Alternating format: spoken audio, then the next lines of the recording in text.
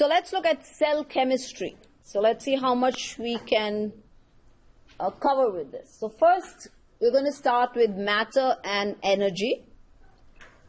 And matter is anything that has mass and occupies space. Okay, so anything with mass and occupying space, something that you can actually touch and see. So let's look at the states of matter. Solid. So can you give me an example of something in your body which is solid matter?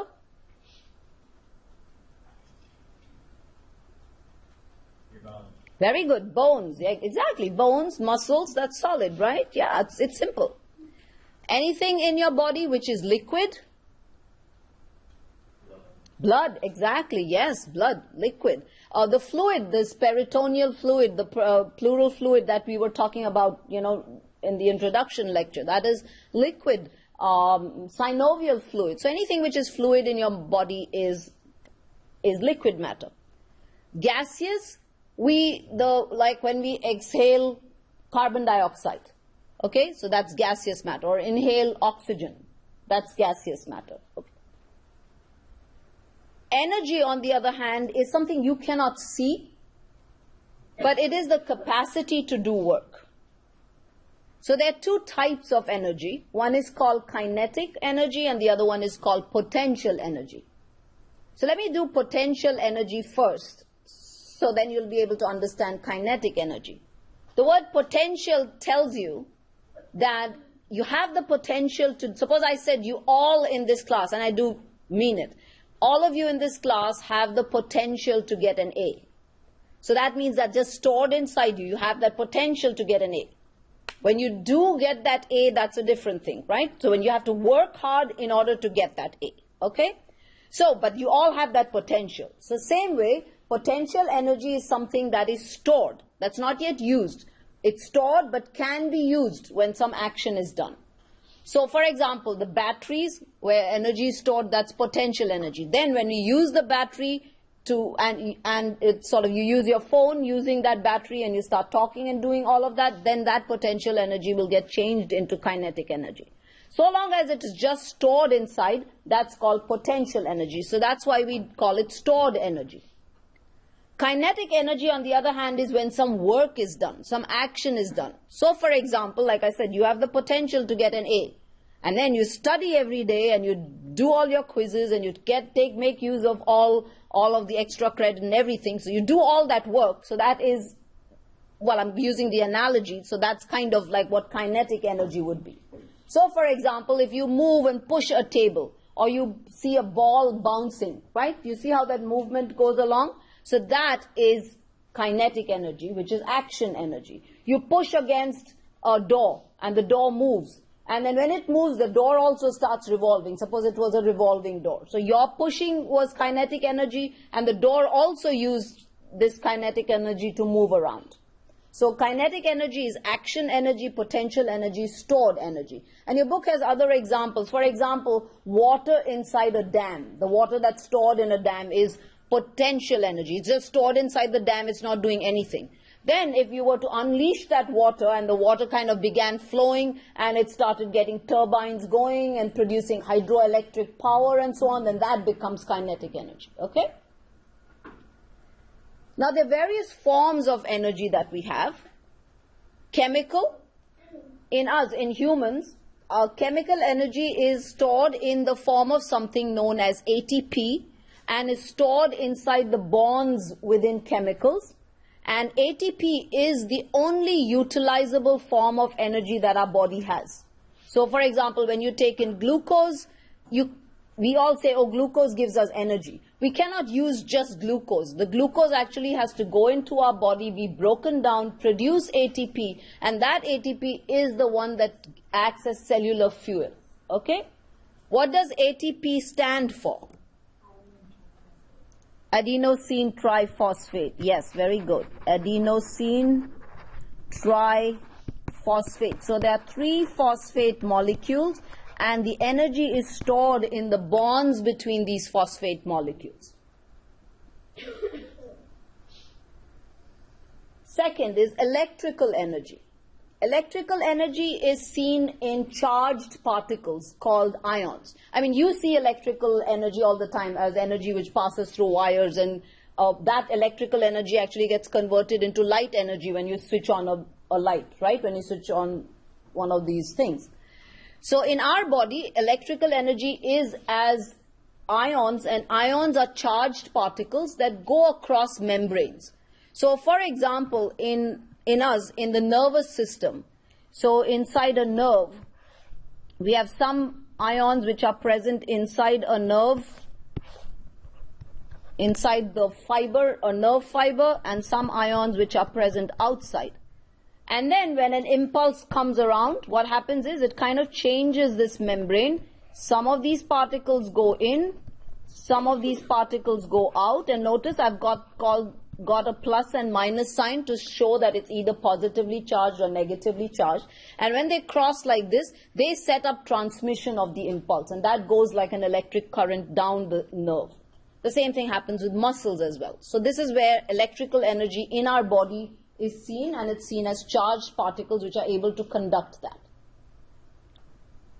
Mechanical energy is direct movement of matter. For example, when you do work, when you push a table, or you work out in the gym, you're doing some sort of a movement. So that is mechanical energy.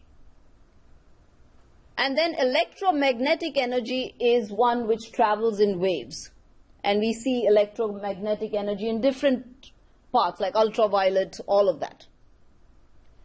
Energy can usually be converted from one form to the other. So for example, electrical energy can become light energy in one case. For like you switch on a light, so it's actually the electric current which turns the light bulb on, and that light goes on. But whenever energy gets converted from one part to another, some of that energy gets converted as heat. So when it gets converted as heat, we can't utilize that. So all of the energy, let's say we convert, if I just give numbers, suppose we have 100 whatever of electrical energy and we want to convert it into light energy. Like for example, you turn on the light, the impulse passes through the wires in your house and that bulb lights up, right? But when you touch the bulb, can you notice that the bulb gets hot? So some of that energy gets converted into heat, which you cannot use. So if you started with 100, what you might end up getting is 80, because 20 of it is kind of used up as heat. So conversion from one form to the other is not very efficient, though we still do it. So for example, electrical energy gets converted into light energy in our eyes, the very fact that we are able to see. But some of it comes out as heat, and in our body we do produce heat. So while it's not an efficient thing, that heat is good because it helps us to keep our body temperature at normal levels.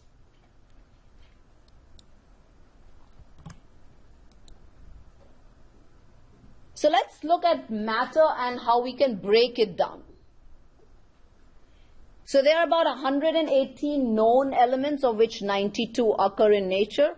A few new ones were described a few days ago, but for now we'll stick with this. And some of the common elements that you might know of. So tell me some of the common elements that you know. Helium, okay? Helium. Symbol is He, okay? Does anyone know what H stands for? Hydrogen, very good. C, carbon. Au, gold, very good. Ag, silver, excellent. Magnesium, sodium, copper, excellent. Yes, very good. So here are some examples, and you all seem to know all of them, okay? In our body, there are 4 main elements which are present. The others are present in trace amounts. The 4 main elements present in our body, can anyone help me out here?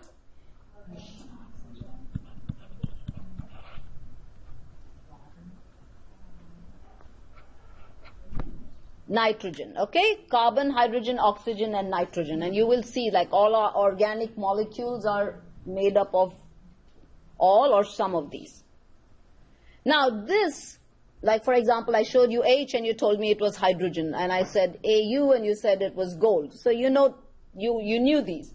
So these are are scientific symbols or atomic names that we give to these elements, and these names are given either using the first letter of that element, or if that has already been taken. So for example, H was for hydrogen, then we use the second letter. For example, helium would be He, but the first one is capitalized and the second one is not capitalized. Or we might use a Latin name. For example, gold is Au because it comes from Aurum. Silver is Ag, it comes from arginine. The reason sodium is Na, we would expect it would be S, but sulfur is S, so we would expect at least sodium would be So, but it's not because it comes from its Latin equivalent, which is natrium. So that's how Na, because N is nitrogen, so N is already taken. Copper comes from cuprium, so Cu, so that's why we get copper that way. So when we use one letter only, it is capitalized. If we use two letters, the first one is capitalized and the second one is not. Now, elements are made up of smaller particles, and these smaller particles are called atoms, and they are responsible for the physical and chemical properties of that element. Physical are what you can see, chemical is the reactions it undergoes. Atoms in turn, by special means, we can actually divide and break them up into smaller subatomic particles, and there are 3 of them. So when you look at an atom, there is a central area of the atom which is very, very heavy and extremely dense. That area is called the nucleus. So it's heavy because the particles present inside are heavy, so they kind of come towards the center. So in the nucleus of an atom, you have 2 types of particles present. You have protons, which are positively charged. So that's why I have the plus sign there. So we have protons which are positively charged, and we have another heavy particle which is called a neutron, which is neutral. So it has no charge. So it's neutral. So present here within the nucleus are these 2 heavy particles, protons and neutrons. So what would the charge of the nucleus be? Positive, right? Because we have positively charged protons there and neutrons which are neutral. So they don't have a charge, but overall the charge would be positive because you have protons there as well. Surrounding the nucleus, in a kind of going around them in what are known as orbitals. So these are areas where we expect the third particle, which is called the electron. So they surround the nucleus and go around the nucleus in orbitals, and we can't pinpoint exactly where they'll be, but we expect that in these orbitals, that's where these electrons will be present most of the time, or that's where the density will be more. So they kind of surround the entire nucleus in kind of like a haze, so we call it the electron cloud. So this haze which we are seeing here, all of this is known as the electron cloud, which has these orbitals in which we expect to see these electrons. The reason these electrons kind of fly out and are not in the nucleus is because they're very, very light. In fact, their mass is negligible. So we don't even count their weight or their mass.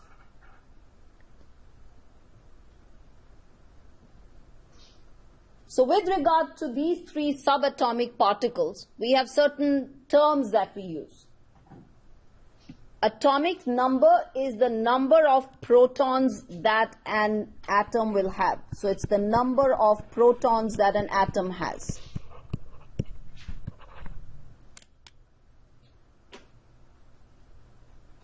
Now an atom is electrically neutral. While the nucleus is positive, otherwise the whole atom is electrically neutral because the number of electrons which are present is equal to the number of protons. So electrons are equal to protons. So if an atom has 7 protons in the nucleus, it will have 7 electrons surrounding it. So it becomes electrically neutral. Do you see this? Okay. So if I give you the atomic number of any atom, would you be able to tell me how many electrons there would be?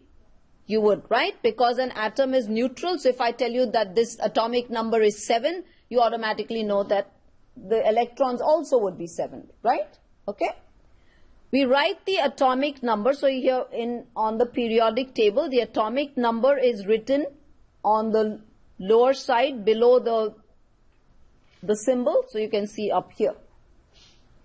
So for helium, for example, the atomic number is 2, which tells us it has 2 protons.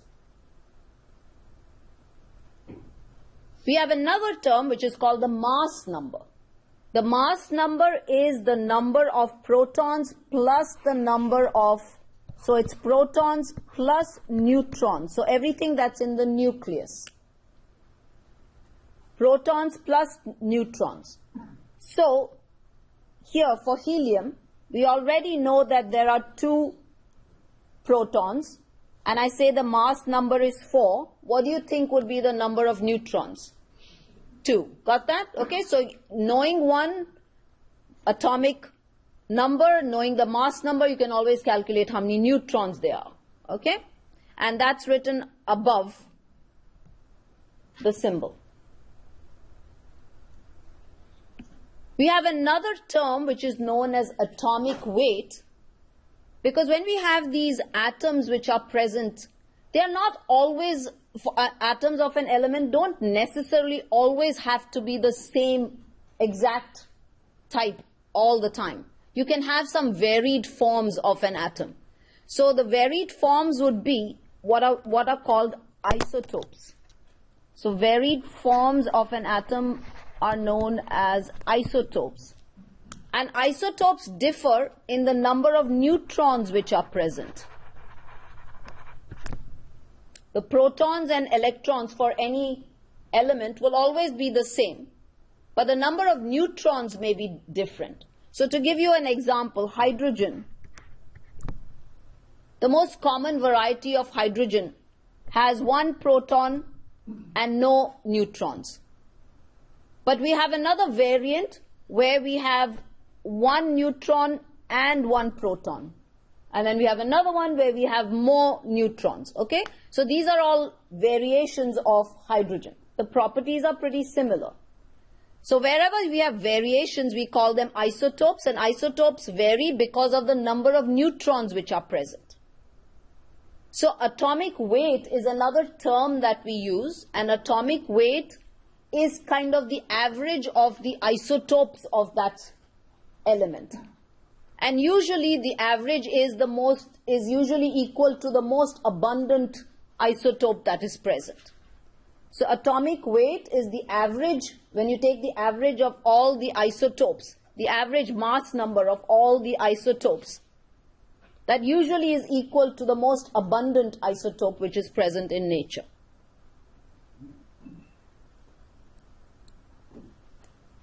So let's review some of the properties of an atom. So in the nucleus, we see protons and neutrons. When you add the number of protons and neutrons, you get the mass number. The mass of protons and neutrons is approximately the same. The amount of matter inside them is approximately the same.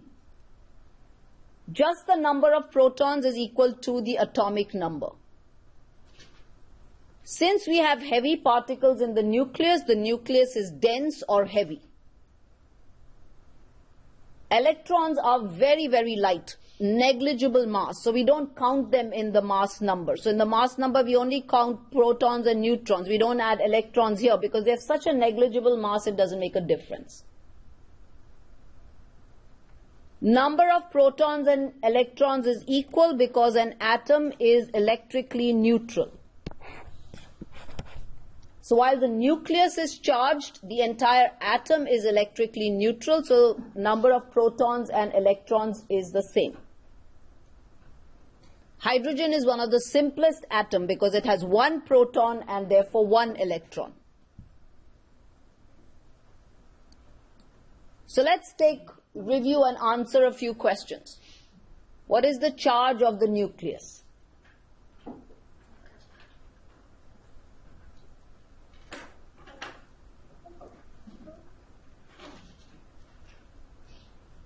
Now everybody should get this right.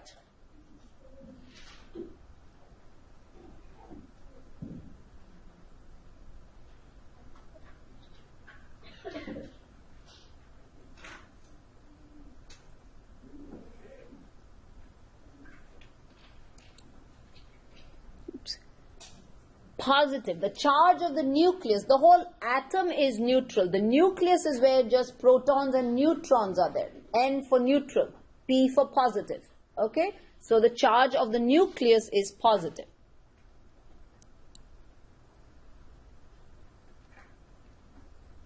The overall charge of an atom.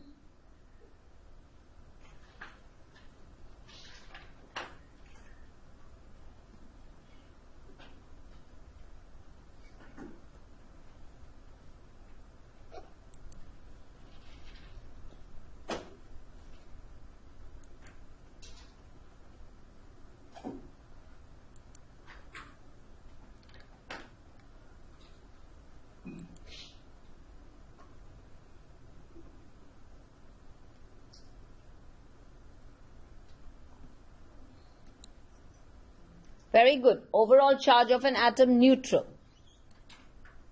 So let's say I give you this question. Lithium has 3 protons and 4 neutrons in its nucleus. So what would its mass number be?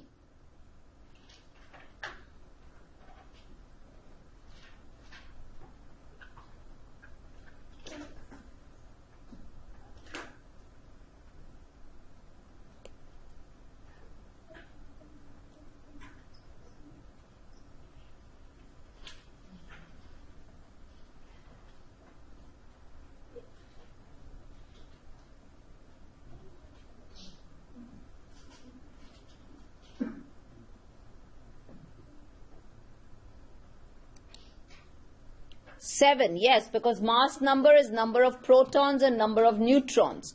So 4 and 3 is 7.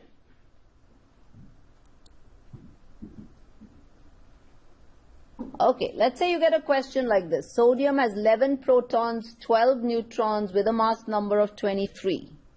How many electrons will sodium have?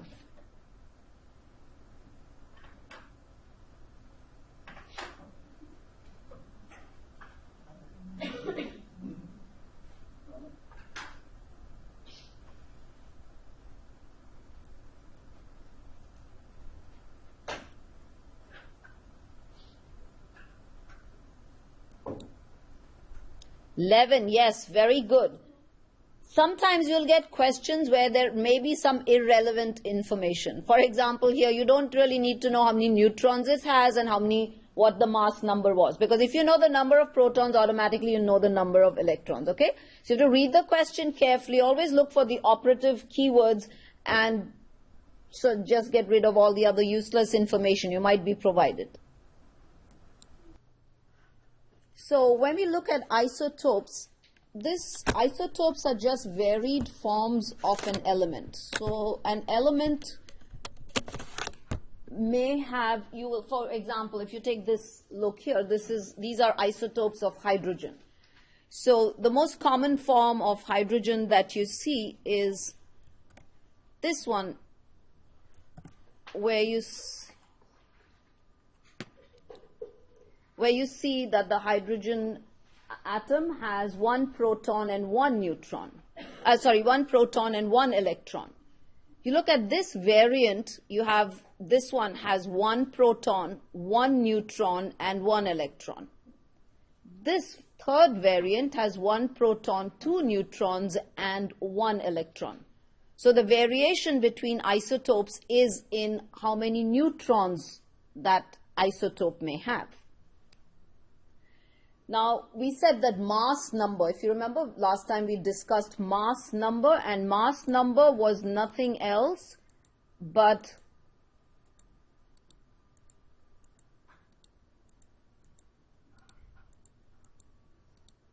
so we look up here. So mass number is the protons and neutrons together, when you add the protons and neutrons together. So up here,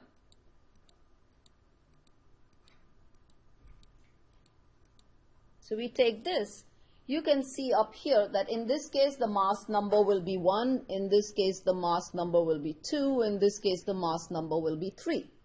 So here when we talk of isotopes, we talk of something which is called the atomic weight. And atomic weight is the average, this is the average of the mass numbers of the different isotopes. So it's the average of the mass numbers of the different isotopes that you see. It is usually equal to the most predominant isotope that you see in nature. Okay, so this atomic weight, which is taken to be the average of the mass numbers of the different isotopes, which will, in this case, we'll take in hydrogen, we'll calculate using all these three, so 3 plus 2 plus 1. And then we take the average of that. And usually it is seen, that's what is called the atomic weight, and usually the atomic weight is seen to be the same as the mass number of the most predominant isotope that's seen in nature. Now, some of these isotopes, they tend to decay spontaneously, and when they decay, they kind of give off radioactivity, and so those are known as radioisotopes. Examples are like radium, cobalt. These are some examples. Iodine, some types of radioactive iodine. We tend to use this feature of radioactivity when they sort of decay and they give off this radioactivity. By using scanners, we can detect that radioactivity. And you may have all heard of people who go to get scans done, like if they have a thyroid gland which is not functioning properly and they think that there could possibly be a tumor or something like that, right? So we use this kind of, the ability to detect this radioactivity, we use it in medical diagnostics. We can kind of inject somebody with a radioactive dye, see how that dye goes through the body, and then scan, and then if it is concentrated in one area, then we expect that there could be a problem.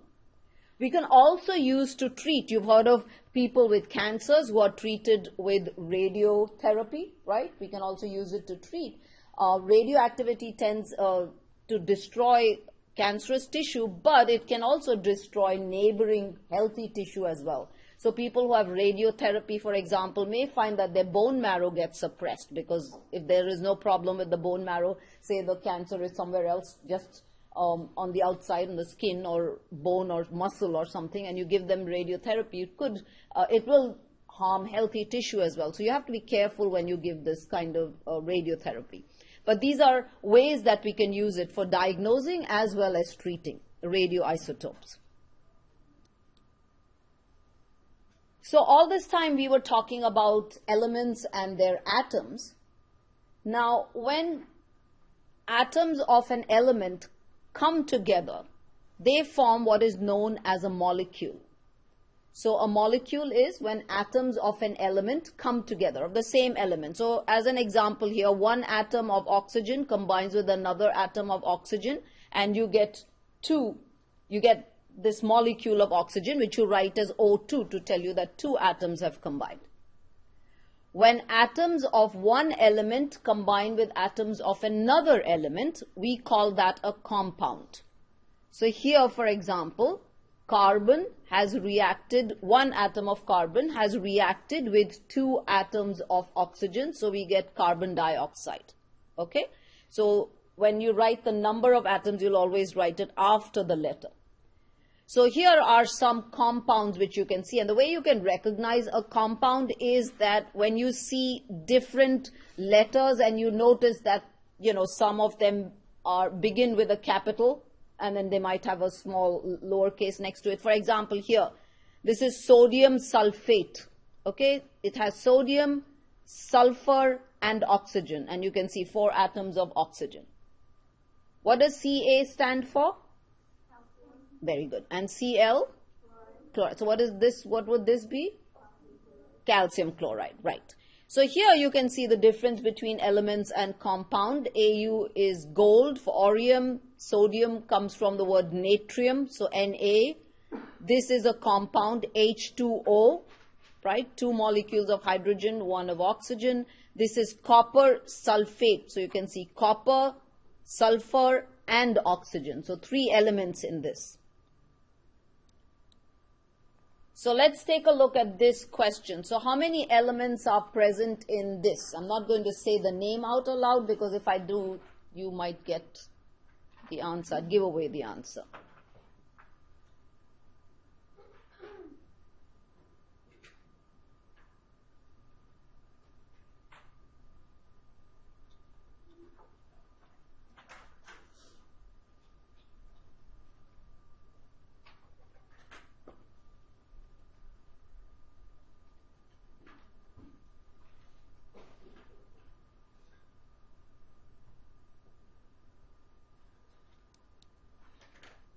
Very good. 4 elements, because we have sodium. This is sodium hydrogen sulfate.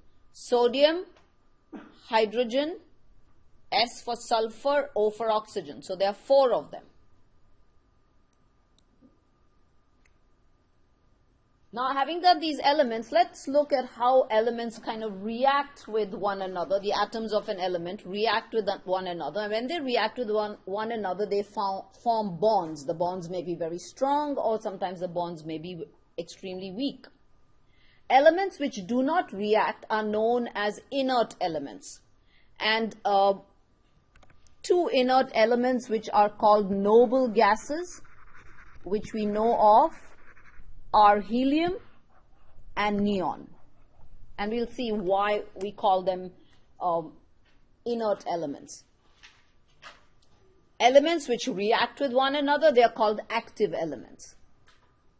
Now, what determines whether an element will react or it won't react?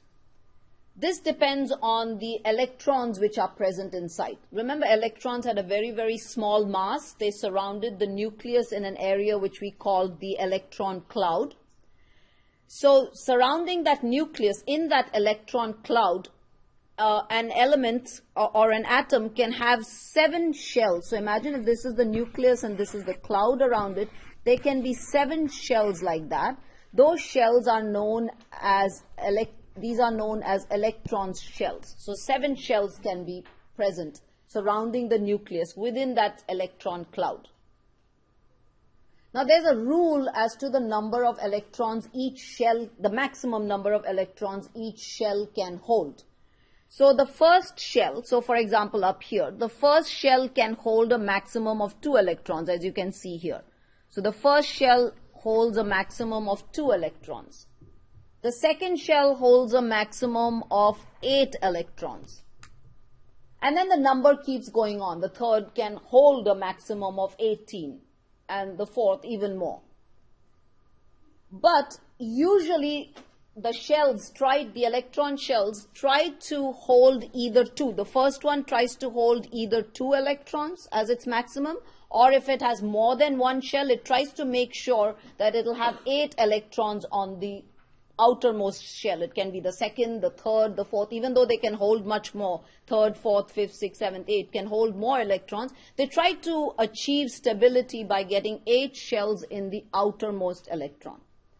So when the outermost shell, other than the first one where you can have only 2, when the outermost shell, be it the second, third, fourth, or whatever number, when it has less than 8 electrons, it tries to either get more so that it makes up 8, or it'll give off some so that, its outer shell will stay with 8 electrons. And then we say that that element achieves stability. Most active elements have not achieved stability. So their outer shell, the first one, if they have only 1 shell, maybe it doesn't have 2 electrons. Or if they have more than 1 shell, it doesn't have 8. So then they're either looking for electrons to add, or they're looking for electrons to give away. So that's why we call them active elements.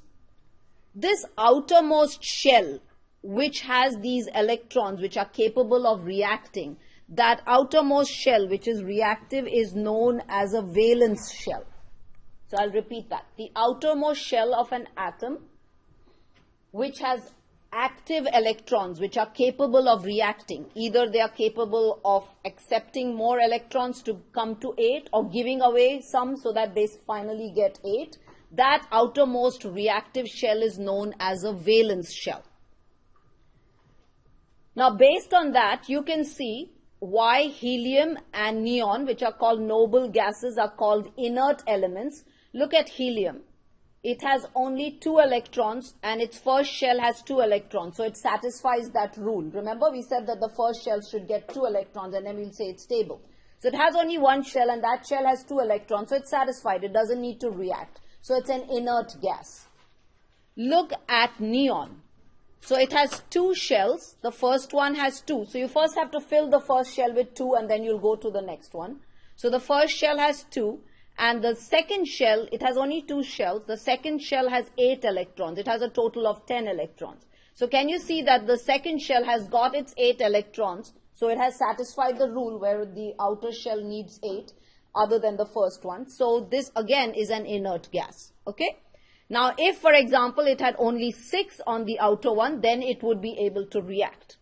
So let's look at some elements which are capable of reacting. So they are chemically reactive. Look at hydrogen. It has only 1 electron in this and it has only 1 shell and 1 electron. So how many does it need for it to become stable? 1, right? So it can react with any other atom which will give it 1 electron. Look at this one here, carbon. It has 2 shells. So its first shell is okay. It's got 2. Look at the second shell. How many electrons does it have? 4. So how many does it need in order to become stable? 4 electrons, right? So it can react with atoms so that it can grab 4 electrons from that. Or maybe if it gave away 4, then it'll only have 1 shell and that shell will have 2, right? But we'll see that it'll take electrons. So if you kind of look at this picture, oxygen has 6 in its outer one, so it'll need 2 electrons to make it stable. And up here you can see sodium. Sodium has 1 electron in its outermost shell. Now if it gave away that 1 electron, then it won't have that shell, but its shell just below that, the second shell has 8 electrons. So can you see how it will achieve stability? Okay. So when an atom in its outer shell has fewer electrons, it finds it easier to give them away. When it has more electrons, it's easier to take them, right? Like for example, it's more difficult to give away 6, but easier to take 2. It's easier to give 1 than to take 7. Do you see that? So that's how the reactions will occur. Yes. So in inert gas, you'll never be able to, you can't combine anything. No. No. Yeah, that's why we call them inert. So let's look at the type of bonds that we find based on whether you kind of give away electrons or take electrons, or sometimes you'll find that they neither give away nor take. They actually share electrons. So we get different kinds of bonds. So let's look at the first type of bond, which is called an ionic bond, where electrons are transferred. So that means they're either given away to one atom and therefore the other atom receives it. So one good example is between sodium and chlorine. Sodium is a metal. Chlorine is a gas or non-metal. So these type of bonds between metals and non-metals are called ionic bonds because what happens? What is the charge on an electron? Negative. So if you give away electrons, what will happen? You become more positively charged, right? And if somebody receives, another atom receives electrons, it is going to get more negative charge, so it becomes negatively charged. So whenever an atom has a charge, we call it an ion, okay? The atom that gives away electrons and becomes positive is known as a cation. And the way you can remember is the positive in the T. See the, okay? Yeah, I said when an atom gives away electrons, it gets a positive charge and we call it a cation. And when an atom receives electrons, it becomes negatively charged and we call it an anion. Receives electrons, we call it an anion. All of this is actually there in your notes. So let's look at sodium and chloride. Sodium has 11 electrons, that's its atomic, and 11 protons, so that's the atomic number. So if we kind of distribute it, the first shell will have 2, the next shell will have 8, and then it has a third shell which has only 1 electron. So that's sodium. Chlorine has 17, its atomic number is 17, so it has 17 protons, so it'll have 17 electrons. So the first will have 2, the second up here will have 8, and then the last one will have 7, okay? So you can see from this, chlorine needs 1 electron to become stable, and sodium needs to give away 1 electron so that this shell disappears, and its shell below that will have 8 electrons and it will be stable. So can you see how sodium gives away 1 electron to chlorine, so it becomes positive, and chlorine receives 1 electron, so it becomes negative, and the two react with one another, forming this type of a bond, which is called ionic bond, and they form sodium chloride, which is a table salt.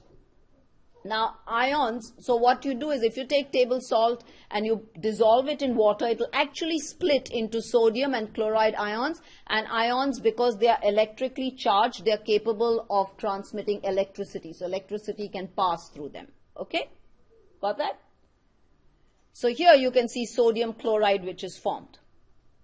Now these ions, so here I want to introduce something which we'll do again when we do cell transport.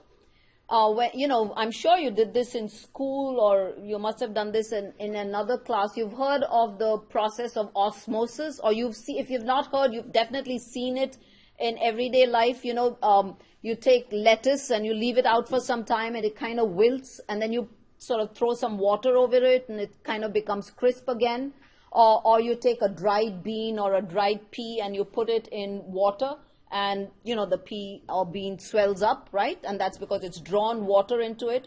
Or you've heard of things where they dehydrate, like beef jerky, right? I mean, they take beef and they dehydrate it, so they remove the water from it, and then it becomes absolutely dry, and that's how you can kind of eat that, right? So this process whereby water gets into something or water is removed from something is known as osmosis. And this is based on something which is known as tonicity. So as I said to you, we have sodium and chloride, and I said if you put sodium chloride is table salt and you kind of dissolve it in water, you don't see it, I mean it dissolves, but actually breaks up into sodium and chloride ions. And these, when you dissolve it in water, water is known as a solvent. Water is called a solvent, and what you dissolve in water is known as solute. So in this case, the solutes would be sodium and chloride, right? Dissolved in water. Sorry? So let's look at this situation here. Let's say I have a beaker or a tube which has 50 ml of water, just water in it. So here the concentration of water is 100% because there's just water in it. Let's say now up here, to that same 50 ml of water, I added 25 grams of sodium chloride, so that sodium and chlorine break up into sodium chloride ions inside water. My water level goes up. So let's say it comes up to 75 ml. So in this 75 ml, 50 ml is water and the rest 25 is the ions, right? So what is the concentration of water in this? 50 over 75, isn't it? Right? 2/3. What is the concentration of solutes in it? 25 over 75, right? Okay? If you look here, what is the concentration of water? 50 ml of water, and all 50 ml was water. So this was 100%, right? And here we say water is only 75%. Do you see the difference between the two? So whenever you have solutes which are dissolved in a solution, it gives rise to something known as tonicity. So compared to this solution, if you compare solutions A and B, because this has more solutes than this one actually has no solutes at all, we will say that this solution is hypertonic. This solution is hypertonic compared to this solution. So tonicity is determined by the amount of solutes which are present. And why I'm telling you this is because these solutes may be ions like this. So I gave you that example. You take sodium chloride, dissolve it in water, you get sodium and chloride ions, and they determine tonicity.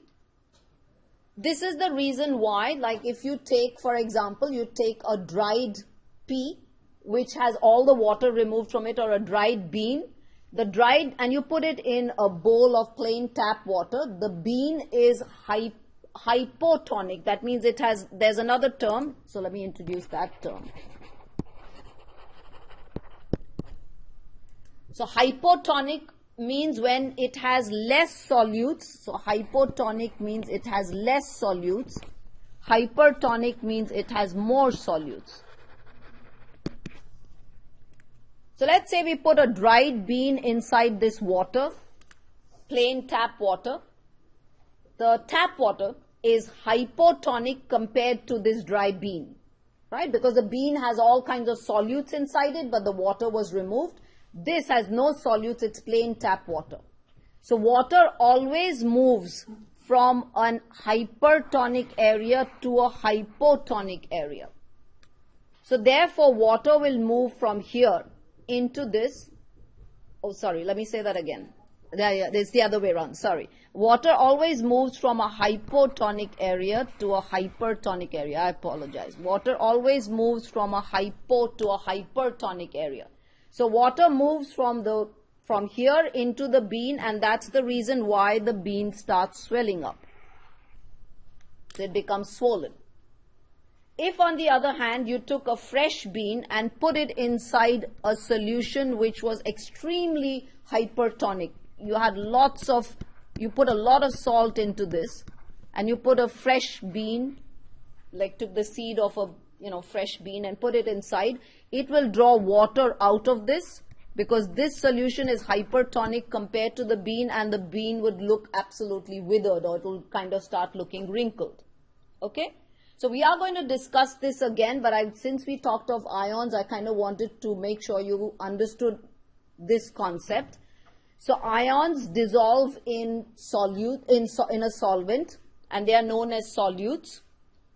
A positively charged ion is called a cation. A negatively charged ion is called anion.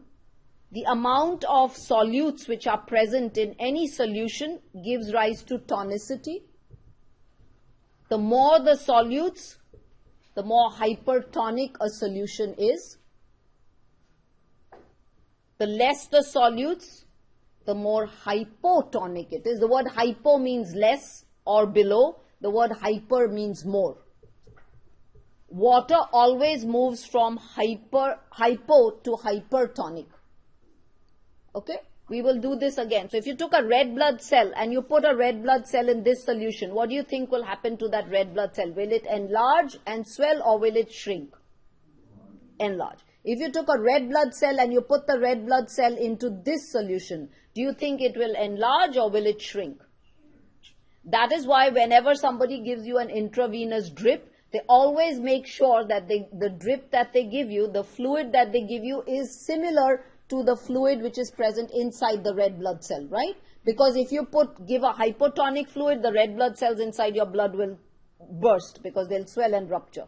If you give a hypertonic solution, the water will come out from the red blood cells and they will shrink. So you always give something which is exactly the same as blood. So when two solutions are exactly the same, we call that solution isotonic.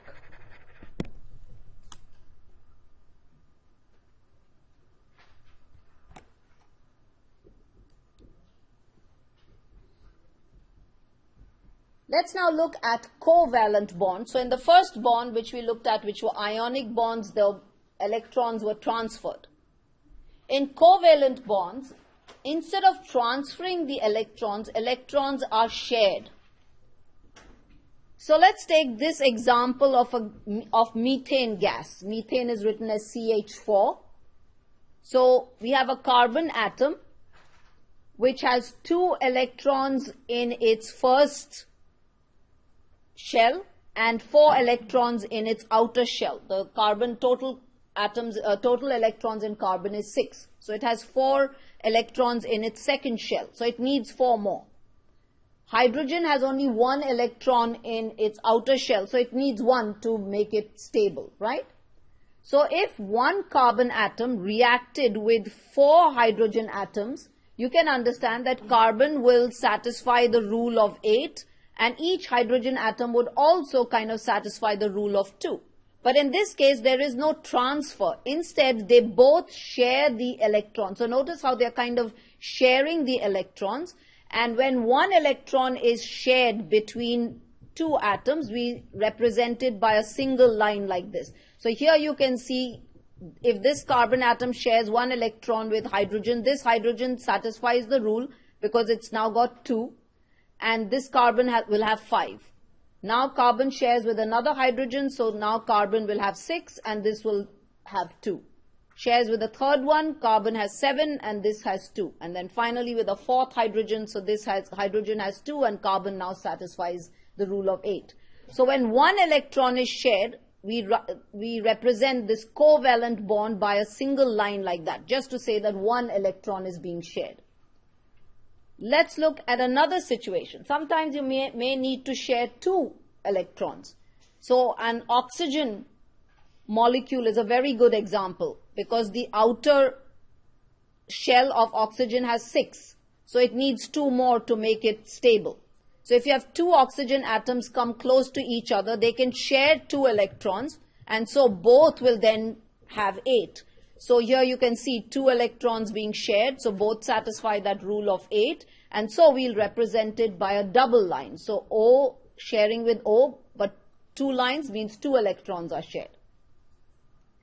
Sometimes you might need 3 electrons to be shared, for example, in the case of nitrogen.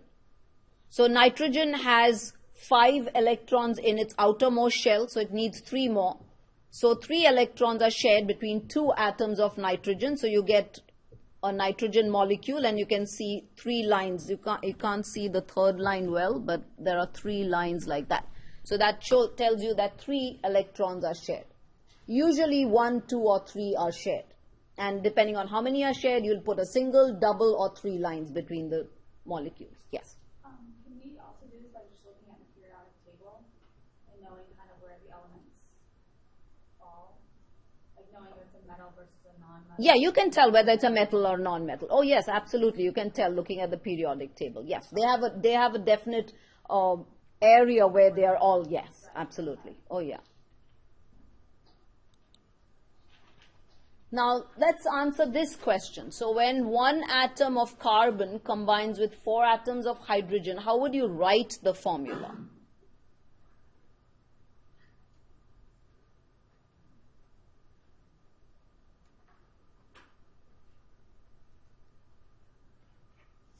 And this is the reason why you must look at the PowerPoint slides really well, because the labels in the PowerPoint slide often tell you a lot. So don't sort of gloss over PowerPoint slides. Always look at the labels very, very carefully. A lot of your answers are really on the slides.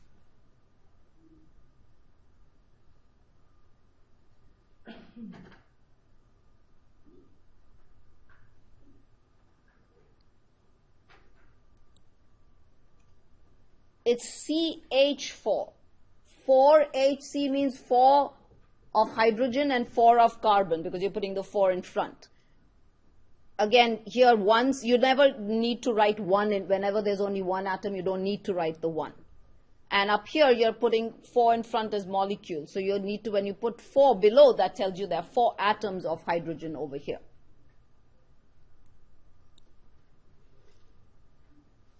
Now, in this covalent bonding, again, there are 2 subtypes. One is called polar and one is called non-polar. Polar means that there are some poles, 2 ends of it. Non-polar means that it's equally distributed. So what happens is when these covalent bonds are formed, sometimes the electrons are placed in such a way that one of the atoms tends to want or grabs the electrons towards its side more than the other. So that area becomes more electronegative as compared to the other side. In other types of covalent bond, the electrons are kind of shared equally. So then they don't kind of go towards one side. So let's take this example of carbon dioxide. So carbon is sharing electrons with oxygen on either side because you have two atoms of oxygen, and they're shared equally, and you can see it looks very, very symmetrical. This is water. So this kind of a bond is known as non-polar because it's equally shared. So the electrons, in other words, spend equal time with both oxygen and with carbon. This is called a polar type of bond, and water is the best example of a polar bond. In this case, oxygen tends to attract the electrons more towards its side. Hydrogen, not so much. So what happens is that because oxygen attracts electrons more towards its side, it becomes negative. And the electrons are more towards the oxygen side, so the hydrogen has electrons not as close to it, so they become electropositive. So you can see that this pole is negative and this pole is positive, like a V shape. So this kind of bonding is known as polar bonding. And water, as I said, is the best example. Okay? So when electrons are shared symmetrically or equally, we call them non-polar. When they are shared in such a way that they spend more time towards one atom and less towards the other, we call it non-polar.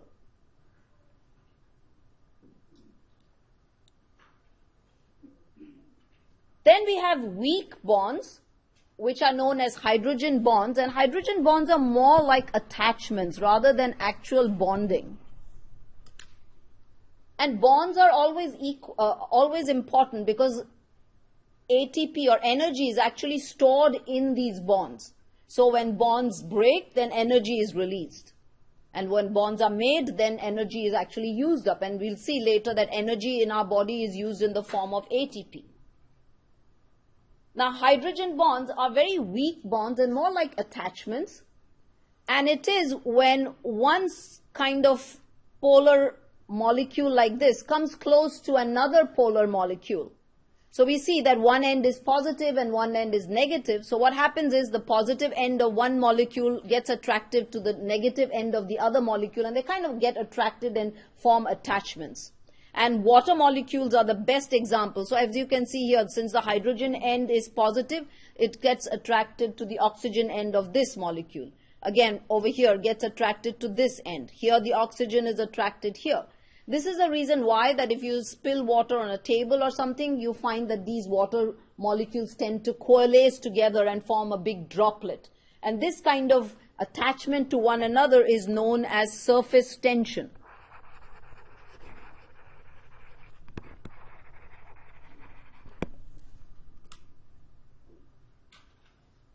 There are other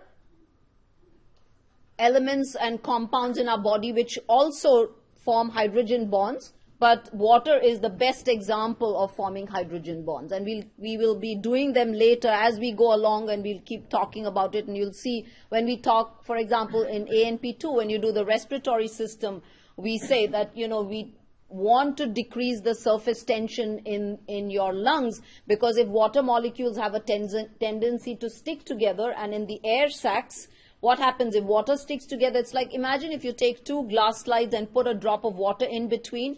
You can slide the glass slides like that, but you cannot pull them apart. Or rather, you've got to use a lot of pressure to pull them apart, right? That's because of surface tension.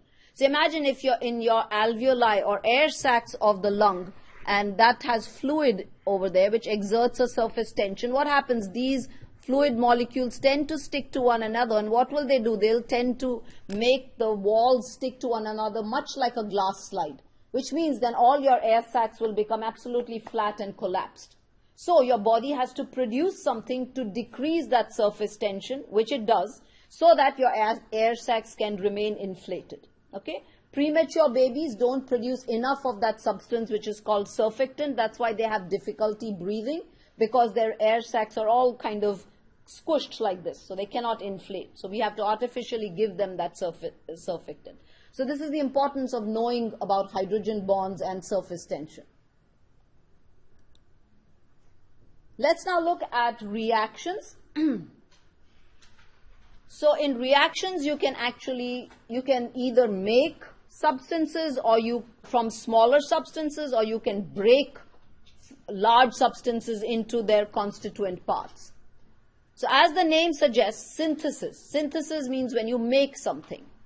So in synthesis reactions, smaller substances are joined to one another to make a large substance. For example, amino acids, which are the building blocks of proteins, they join together. When 50 or more join together, they form a protein molecule. So you make this large molecule from smaller building blocks. So this is called synthesis reaction. You're synthesizing something. It's also known as anabolic. Another term for it is anabolic. When you make something, that's called an anabolic reaction. And in anabolic reaction, water is usually released. The second is exactly the opposite. We could take this very same example. When proteins are in your body are digested by enzymes, they are broken down into their constituent parts, which is amino acids. So they decompose. You break them down. Such reactions are also known as catabolic, and water is used. So one example was the opposite, proteins breaking down into amino acids. Or another example is in your liver, you have this huge carbohydrate molecule. When you eat pasta and bread and all of that, some of it is used up by your body, but all the extra carbohydrate which your body doesn't use up, it actually goes and gets stored in the liver and skeletal muscle as glycogen. And if you've gone without food for some time, that is broken down to give its smallest particles, which are called glucose. So breaking down of glycogen into glucose is one example of a catabolic reaction. A third type of reaction is what is an exchange reaction. And this is a very good example. If you take hydrochloric acid and take sodium hydroxide and react and, put them together, we'll get sodium chloride and water. So, the chloride has gone this side and hydroxyl ion has come this side. So they, the atoms kind of exchanged. So this is an exchange type of reaction. In some types of exchange reactions, you can have both synthesis as well as a breakdown. One such example is glucose. So if you take glucose and add oxygen to it, which is what happens inside the cells of your body, it breaks down into carbon dioxide and water. Water is used for all your cellular activities. You breathe out the carbon dioxide. But this glucose is also synthesized as ATP, which is energy. So you can see this is a synthesis part and this one is the breakdown part.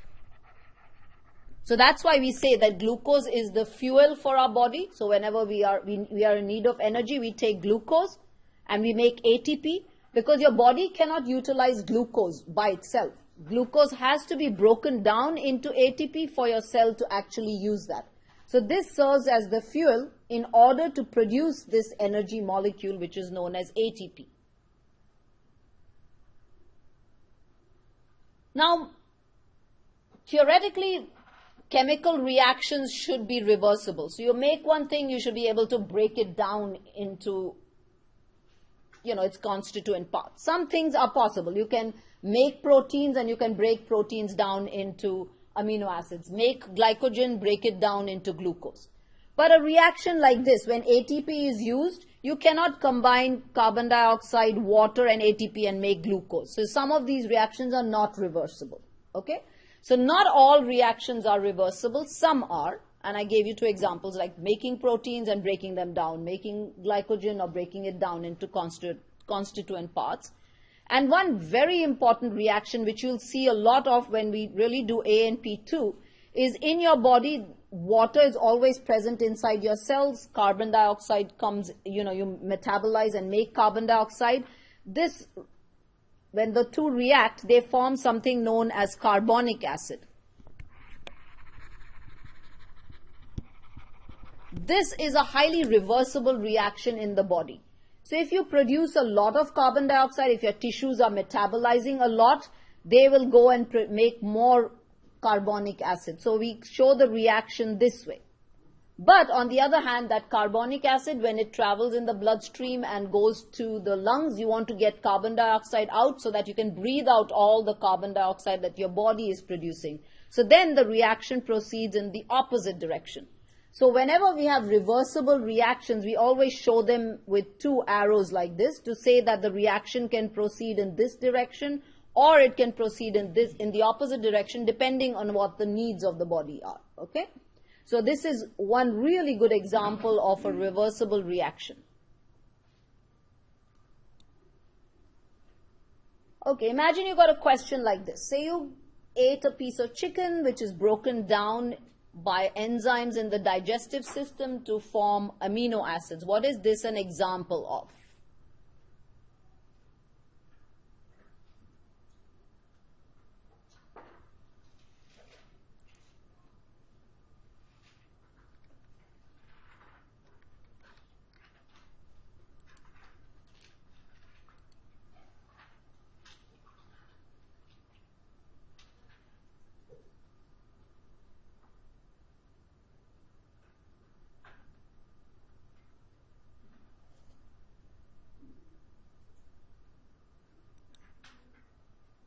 Very good. Catabolic reaction. See, look at the operative word, broken down to form amino acids. Remember I showed you in the previous picture, amino acids were the smallest form. And what is chicken? Protein, right? You all know when they ask you to eat protein, you eat chicken or fish, two really high sources of protein. So whenever you see the word broken down, then you can think of catabolic. When you see the word build or to make or to synthesize, that's an anabolic reaction. And this is not exchange because you're just breaking down chicken into its constituent protein into its constituent amino acids. Now here are some factors which are explanatory, which influence chemical reactions. You need the right body temperature, the right temperature for reactions to proceed. If it's too cold, it won't work. If it's too hot, it won't work either, because very often in reactions enzymes are used and enzymes get denatured or they kind of get spoiled or what is known as unraveled. They can't do their work.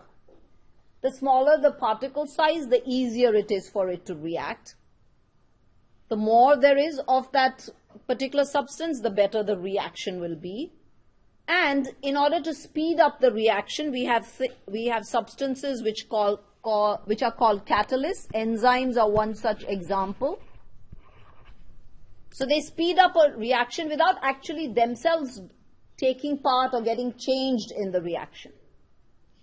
So in this example that I gave you previously of water and carbon dioxide forming carbonic acid, this reaction occurs in the plasma of your blood and it also occurs in the red blood cell. In the red blood cell, this reaction proceeds very, very fast because there's an enzyme which is seen only in the red blood cell. It's not in the plasma. So in the plasma, it occurs very slowly, but in the red blood cell, it occurs really fast because of this enzyme which is a catalyst there. It speeds it up. So since we talked about enzymes, let's go on to doing something called biochemistry, where we'll be looking at biological molecules.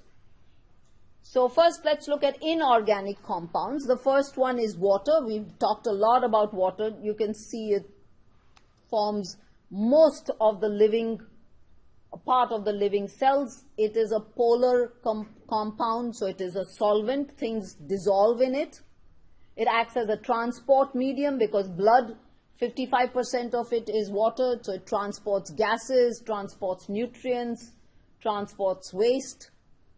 It's also used in reactions or released in reactions. So hydrolysis is one where water is broken down. In many cavities, in the first chapter, we did serous cavities. And if you remember, in those serous cavities, we had fluid, very thin fluid present, where that fluid prevents friction, so it acts as a lubricant. Even in the joints of your body, in joints called synovial joints, which we'll do in greater detail later, we have this fluid present acting, which is mainly water, acts as a lubricant. It also has a protective role, helps to maintain body temperature. When you sweat, toxins are liberated, passing of urine, again, waste products are taken out by water, so a lot of function.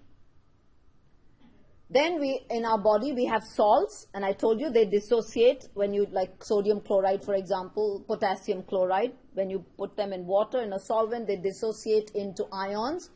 Another word for ions is electrolytes, and the reason we call it electrolytes because they're capable of conducting electricity. And if they are positively charged, we call them cations. If they are negatively charged, we call them anions. And as we keep talking about them, we'll do more of them when we talk about these with the muscular system and even the nervous system. And then we'll talk about sodium, about potassium, and we'll have, when we do this, this tells you that it is a sodium ion. This is positively charged. It's a cation. If on the other hand I write it like this tells you chloride ion, which is negatively charged. Okay. We also have acids and bases in the body, and by definition acids are ones which release hydrogen ions, bases are one which take up hydrogen ions. And important acids, hydrochloric acid is one really important acid which is released in your stomach. They have lots of important functions in the stomach. This acid is important because it helps to actually activate an enzyme. Sodium hydroxide is a base. We have another very important base in our body which acts as a buffer, and I'll tell you what a buffer means. This base is bicarbonate ion. This is a bicarbonate. It's a very, very important ion which is present in your body. pH is a measure of the free hydrogen ions in any substance. So it is the free hydrogen ions. In other words, hydrogen ions which are not bound to anything else. They just lie free and they have to be charged. They're positively charged. The more the hydrogen ions there are present, the more acidic that solution is. But as far as the number goes, we say that the number is lower. So if we start from 0 to 14 and we say 7 is in between, which is neutral pH, anything from 0 to 7, so 1, 2, 3, 4, 5, 6, 7, all of this is acidic, and going this way is alkaline or basic. So an acidic solution, since the pH is a measure of the hydrogen ion content, an acidic solution has more hydrogen ions.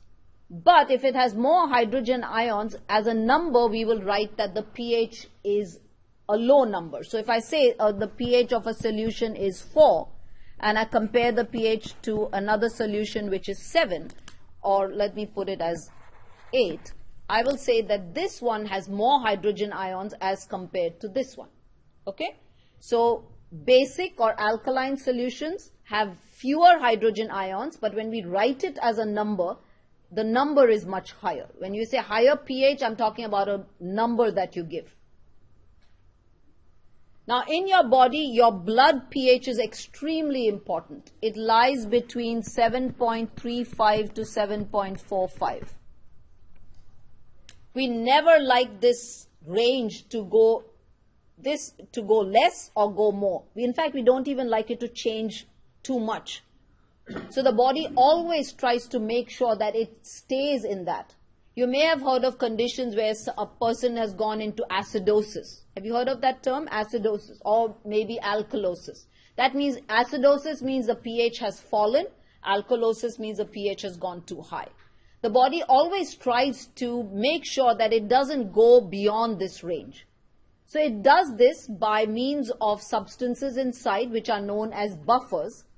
And one example of a buffer is this bicarbonate ion. So what is a buffer? A buffer is a substance which resists a change in the pH.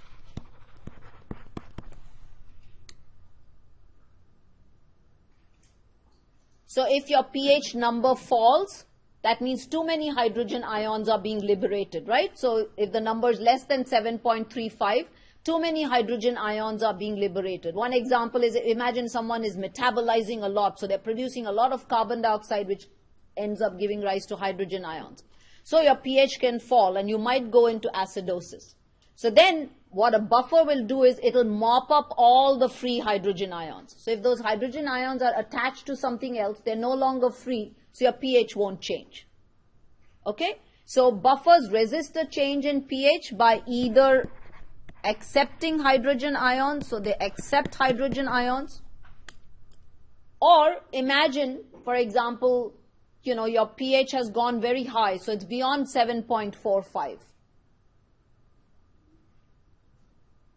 And if it's beyond 7.45, again, that's not good for the body. So then what do you want to do? You want to bring that pH number down, right? From, suppose it was 7.5, you want to bring it down to 7.45.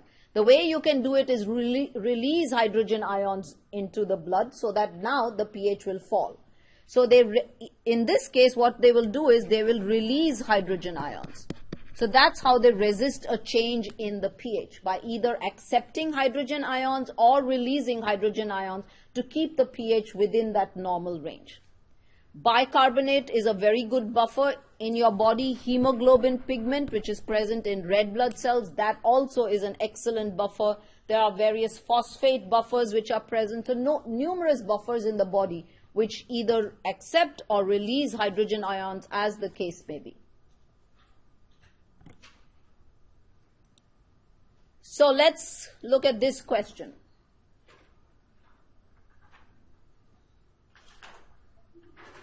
So everybody should get this right.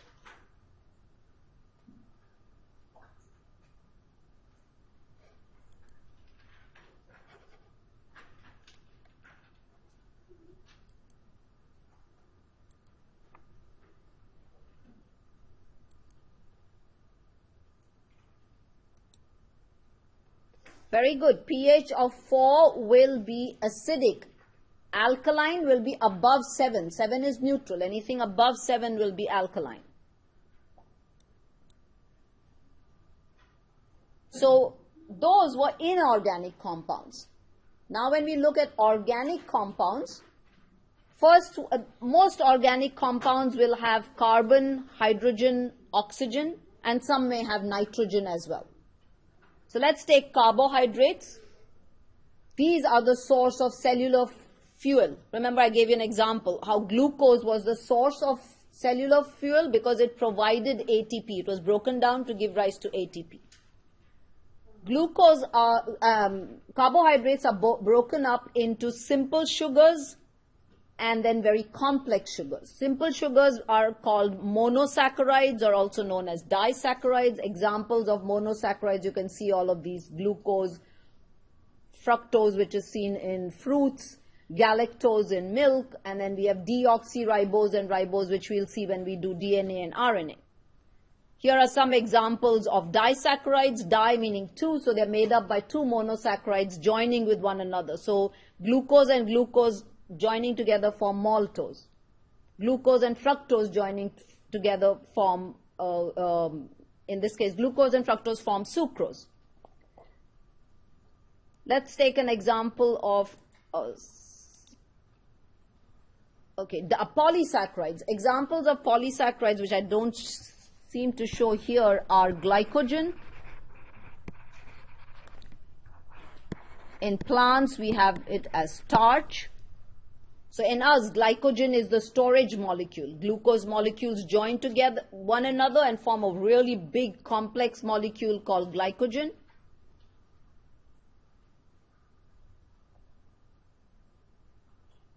And starch is what you see in plants, like especially tuberous plants like potatoes, sweet potatoes, carrots, a lot of starch. Lipids or fats, these are non-polar compounds. That's why they float on water, because they don't dissolve in water. They're called triglycerides. Their simplest form is triglycerides with one glycerol molecule. So they have one glycerol molecule and 3 fatty acids. That's why triglyceride. While everybody says fat is very bad for you, don't eat too much fat, that's fine, but fat has a role to play in the body.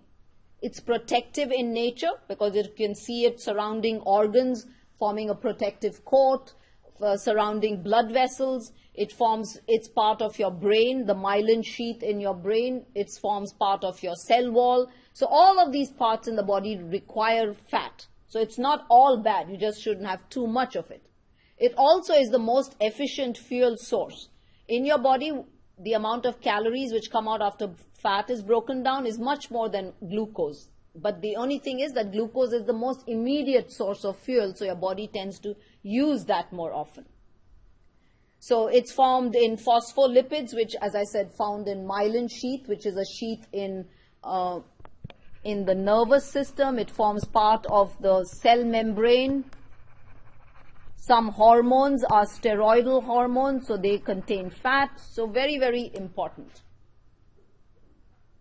We have fats which are solid at room temperature, which are known as saturated fats. And these are usually from animal sources. And then we have fats which are liquid at room temperature, called unsaturated fats. And these have covalent bonds. If they have a single covalent bond, we call it monounsaturated. If they have more than one, we call it polyunsaturated. Mono and poly, unsaturated. So unsaturated fats have covalent bonds in them. Proteins, apart from carbon, hydrogen, oxygen, they also have nitrogen and sulfur. Their building blocks are what are known as amino acids. And when amino acids combine with one another, we call them peptides. So when two amino acids combine, we call it dipeptide. When many combine, we call it polypeptide. And when you have about 50 amino acids combined to one another, then actually it ends up forming what is called a protein. So a protein would have therefore many polypeptides. Amino acids or proteins are found in various structures in your body. So, for example, skin. When you scratch your skin and the keratin flakes off, that is protein. Muscle has protein. Bone has protein. Enzymes are made of proteins. So many examples. High temperature tends to be very detrimental to proteins because what happens to them is proteins are usually tightly coiled. When there is high temperature, the protein tends to get unraveled like this. So it cannot do its job. And that unraveling of protein is known as denaturation of protein. So that's why in our body, we don't ever want to, when a child gets really high temperature, we always want the temperature to come down. Because what it does is it can denature proteins, and enzymes especially get denatured. So the metabolic processes in the body won't go along. So that's why we try to bring the temperature down quickly. Enzymes are protein in nature, and what they do is they act as catalysts, so they speed up the reaction. Some enzymes may need to be activated, and they don't get changed in the whole reaction. They just kind of use the substance they're acting on, which is known as a substrate. They kind of modify it a little bit, help it to be acted upon, and then release it, and then that enzyme becomes free and it can be used all over again. So here is an example how enzymes work. Enzymes enable molecules called substrates to undergo a chemical change to form new substances called products. Each enzyme acts on a specific molecule or set of molecules called substrates. Each substrate fits into an area of the enzyme called the active site. This fitting together is often compared to a lock and key mechanism. However, the enzyme changes shape a little to fit with the substrate. In the enzyme-substrate complex, the enzyme holds the substrate or substrates in a position where a reaction can occur easily. After reaction, the enzyme releases the products and can go on to carry out the same reaction again and again. So enzymes are very specific. So it isn't as if this enzyme, for example, this carbonic anhydrase is the enzyme which I told you about when I was talking about red blood cells. This is the enzyme which speeds up that reaction between water and carbon dioxide. But it cannot react in the digestive system and break down protein. So enzymes are very, very specific for certain substrates. Next are nucleic acids. So we have DNA and RNA. They are made up of nucleotides. which have nitrogen bases, a pentose sugar, and a phosphate group. The nitrogen bases are in DNA. The nitrogen base is adenine, guanine, cytosine, and thymine. In ribonucleic acid, you have adenine, guanine, cytosine, and instead of thymine, uracil is the nitrogen base which replaces it. Some importance of DNA, it's present within the nucleus. It gives orders for protein synthesis. It's present in your chromosomes, in the chromatin of the nucleus, gives orders for protein synthesis. It's double-stranded, as you can see, the double helical model. RNA is mainly present in the cytoplasm, takes orders, and is single-stranded.